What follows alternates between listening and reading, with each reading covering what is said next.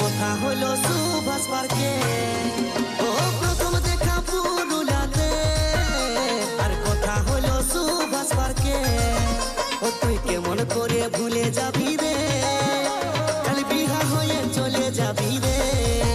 ও তুই হাসে হাসে কথা দিলি রে, কাল বিহা হয়ে চলে যাবি রে।